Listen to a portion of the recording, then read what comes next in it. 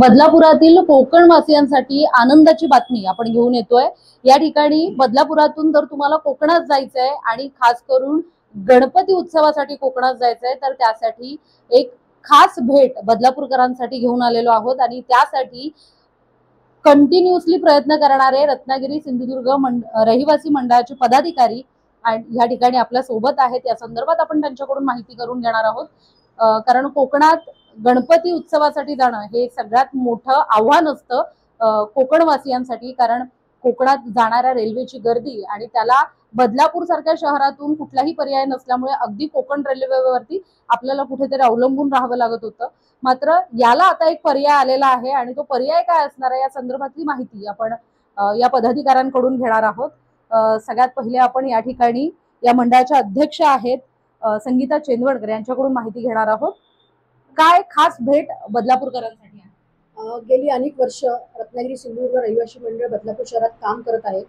मंडळाचं हे 23वे वर्ष आहे। गेली 20 वर्ष सातत्याने मंडळाने बदलापूर शहरातून आपल्या कोकणवासियांसाठी बससेवा उपलब्ध व्हावी यासाठी पत्रव्यवहार देखील केलेला होता।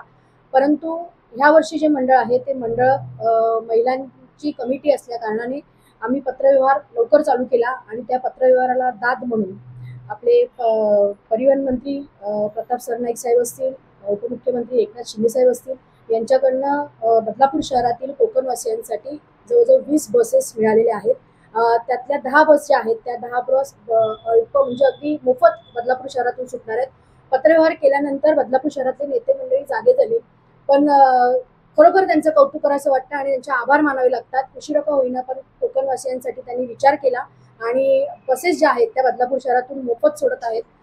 शेवटची तारीख जी आहे बस ची नोंदणीची ती 17 ऑगस्ट असेल आणि 24 ऑगस्टला बदलापूर शहरातून या बसेस मोठ्या प्रमाणावरती मोफत 10 बसेस ज्या आहेत त्या सुटणार आहेत। त्यामुळे माझी बदलापूरकरांना विनंती आहे की जास्तीत जास्त संख्येने आपण कोकणवासियांनी या बससेवेचा लाभ घ्यावा। या बस ज्या आहेत त्या आपल्याला मोफत मिळालेल्या आहेत। त्यामुळे मी पुन्हा एकदा आपल्या माध्यमातून बदलापूर शहरातल्या त्या तमाम नेते मंडळींचे आभार मानेन की आपल्यामुळे का होईना आपण बदलापूर शहरात कोकणवासियांना एक चांगली खुशखबर मिळाली आणि गणपतीसाठी जाण्यासाठी मोफत बससेवा मिळाली। बदलापुरातून कुठून या बससेवा सुटणार आहेत आणि साधारण या सगळ्याचा मार्ग कसा असणार आहे? बदलापूर शहरातून शक्यतो आमचे प्रयत्न चालू आहेत की त्या बस ज्या आहेत त्या बस डेपोतून सुटाव्यात, परंतु ज्या प्रभागातून किंवा ज्या परिसरातून या बस सेवा सुटणार आहेत त्याची लवकरच आम्ही तुम्हाला माहिती देऊ। आणि ह्या बस ज्या आहेत त्या अगदी सातारा, कराड या मार्गाने कोल्हापूर वगैरे करत आपलं सावंतवाडी, मालवण या पट्ट्यामध्ये या बस जाणार आहेत। रत्नागिरी असेल, रांजा असेल, राजापूर असेल। म्हणून मी म्हणाली की कोकणवासियांसाठी ह्या बससेवा या इथून पहिल्यांदा बदलापूर शहरातून निघत आहेत। गेली 23 वर्ष मंडळाने सातत्याने प्रयत्न केलेले आहेत। त्यामुळे 25व्या वर्षाच्या दिशेने वाटचाल करणाऱ्या कोकणवासीय रहिवासी मंडळाला बदलापूर शहरातल्या नेते मंडळींनी खूप चांगली आम्हाला प्रतिसाद देत ह्या मोफत बससेवा सोडलेली आहे।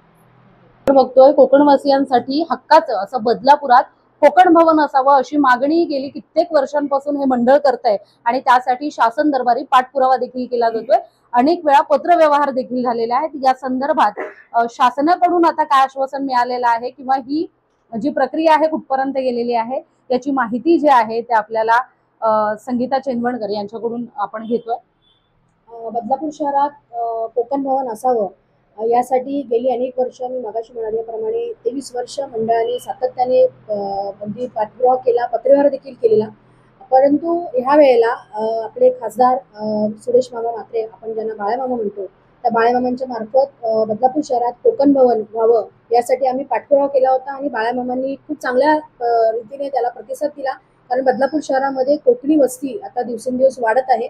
त्यामुळे कोकण भवन हक्काचं भवन जे आहे ते आपल्याला असावं यासाठी आम्ही मागणी केलेली आहे आणि लवकरच बदलापूरकरांना एक भव्य दिव्य कोकण भवन बदलापूर शहरात आपले खासदार बाळामामा म्हात्रे यांच्या मार्गदर्शनाने किंवा यांच्या मार्फत आपल्याला उपलब्ध होणार आहे। या कोकण भवनामध्ये काय म्हणजे कुठल्या सुविधा असणार आहेत, काय असणार आहे? कला, क्रीडा आणि साहित्य यासाठी, सांस्कृतिक यासाठी त्या मंडळाने जो पाठपुरावा केलेला त्या कोकण भवनामध्ये ते कार्यक्रम होतील। त्यानंतर आपले काही लोक आहेत, इथले स्थानिक सुद्धा लोक आहेत ज्यांना त्यांच्या वाढदिवस असतील, घरातले काही कार्यक्रम असतील त्याच्यासाठी ते मंडळाकडनं उपलब्ध केलं जाईल। असं हे भव्य दिव्य कोकण भवन बदलापूर शहरात लवकरच चालू होणार। या ठिकाणी आपण बघतोय अगदी कोकणवासियांसाठी बस सेवा असू देत किंवा आता आपण बघतोय कोकण भवना व्यतिरिक्त कोकण रेल्वेच्या संदर्भात काही प्रश्न आहेत जे या मंडळाने मांडलेले आहेत. अगदी कोकण रेल्वे जी आहे अगदी फार कमी फेऱ्या आहेत कोकणातल्या रहिवाशांसाठी, मात्र याही वेळेला कोकणात जाणाऱ्या चाकरमान्यांची संख्या जी आहे ती खूप मोठ्या प्रमाणात आहे आणि रेल्वे जी रेल्वे व्यवस्था आहे कोकण रेल्वे व्यवस्था यावर अवलंबून असणाऱ्या चाकरमान्यांची संख्या ही सर्वाधिक असल्यामुळे कोकणात जाताना कोकण रेल्वेतून काय अडचणींचा सामना आपल्याला करावा लागतो आणि त्या संदर्भात काय समस्यांवर प्रश्न जे आहेत ते उपस्थित करण्यात आले आणि त्या संदर्भात काय मागणी करतात आपण जाणून घेऊयात. या मंडळाचे उपाध्यक्ष गिरीश राणे आपल्या सोबत आहेत. आपण कोकण रेल्वेच्या गाड्या वाढवण्याच्या संदर्भात माननीय खासदार सुरेशजी म्हात्रे आपले बाळामामा यांच्याकडे आपण निवेदन दिलेलं. त्यांच्या थ्रू आपण दिल्लीला पण दिलेलं आहे आणि DRM ऑफिसला पण आपण निवेदन दिलं आहे की काही गाड्या आहेत की आपल्या ज्या नांदेड पनवेल गाडी आहे ती पुढे सावंतवाडीपर्यंत एक्सचेंज करावी, ह्याचा फार मोठा पाठपुरावा आपण घेतलेला आहे. दुसरी गोष्ट काही सावंतवाडी टर्मिनल व्हावं हाही आपण एक मुद्दा घेतलेला आहे. अजून एक मुद्दा असा आहे की जे वेस्टर्नवरून गाड्या येतात ते डोंबिवलीच्या इकडे कोपरला स्टॉप व्हावा ह्याच्यासाठी पण आपण प्रयत्न करत आहोत. आणि काही गोष्टी जास्त ज्या पुण्यावरून ज्या गाड्या येतात त्या गाड्या आपण कर्जतला स्टॉप व्हावा, म्हणजे जेणेकरून बदलापूर अंबरनाथ इकडच्या रहिवाशांना त्याचा उपयोग होईल, त्याचाही आपल्याला पाठपुरावा चालू आहे. गेल्या अनेक वर्षांपासून कोकणवासियांची मागणी असते की गणपती या म्हणजे सणाच्या वेळेला किंवा शिमग्याला साधारण मागणी असते की ह्या ज्या लांब पल्ल्याच्या गाड्या आहेत कुठेतरी कोकणातले जे काही महत्त्वाचे स्टेशन्स आहेत ज्या ठिकाणी अजूनही थांबे नाही त्या ठिकाणी त्यांना थांबे दिले पाहिजे. हो, त्याच्या प्रमुख मागण्या आपण तिकडे तसा लेटर आपण खासदारांकडे दिलेला आहे आणि त्यांच्या लेटर थ्रू आपण कुठे DRM ऑफिसमध्ये कोकण रेल्वेकडे आपण पाठपुरावा चालू आहे. या ठिकाणी आपण बघतोय रत्नागिरी सिंधुदुर्ग रहिवासी मंडळाच्या वतीनं कोकणवासियांसाठी वेगवेगळ्या ज्या सुविधा आहेत त्या करून देण्याचा प्रयत्न या ठिकाणी केला जातोय. जवळपास 800हून जास्त सदस्य संख्या असलेले हे मंडळ आहे बदलापुरात आणि जर तुम्ही कोकणवासी असाल आणि तुम्हाला या मंडळाशी जोडायचं असेल तर नक्कीच तुम्ही या मंडळातल्या पदाधिकाऱ्यांशी संपर्क करू शकता. सचिव आहेत मंडळाचे, आपण त्यांच्याकडून जाणून घेऊयात. महेश सावंत. मंडळाच्या माध्यमातून खरं तर अनेक वेगवेगळे उपक्रम आपण कोकणवासियांसाठी करतो. अलीकडेच या दृष्टीने आपण मोफत नेत्र तपासणी शिबिर आयोजित केलेलं होतं. हजारो लोकांनी त्याचा खरं तर फायदा घेतला, कारण एक आठवड्यापेक्षा जास्त काळ ही प्रक्रिया चालू होती. त्याशिवाय अलीकडेच वेगवेगळ्या प्रकारचे प्रशिक्षण शिबिर रत्नागिरी सिंधुदुर्ग रहिवासी मंडळाच्या माध्यमातून आपण आयोजित करतो. आणि खरं सांगायचं तर फक्त रत्नागिरी सिंधुदुर्ग या जिल्ह्यातल्या रहिवाशांपुरतं हे मर्यादित न ठेवता या सगळ्या उपक्रमांचा फायदा आपल्या तमाम एकूण मराठी जनांना मिळावा, स्थानिक लोकांना मिळावा, यासाठी सुद्धा आम्ही आग्रहाने प्रयत्न करत असतो. हे सगळे उपक्रम राबवताना आपण जसं संगीताताईंनी म्हटलं की आपली कोकण भवनाची मागणी आहे, त्याचा उद्देशच हा आहे की एवढ्या खरं तर कोकणातली माणसं ही नेहमी उत्साही आणि सार्वजनिक कामात हिरिरीने सहभागी होणारी माणसं मानली जातात. ही सगळी माणसं एवढ्या मोठ्या प्रमाणात आपल्या बदलापुरात आहेत आणि सगळ्या उपक्रमांमध्ये ते सहभागी असतात. त्यांचं जर हक्काचं स्थान मिळालं तर मला वाटतं की असे अनेक उपक्रम आपल्याला आणखीन सहजपणे राबवता येतील आणि त्यासाठी हे कोकण भवन महत्वाचं आहे.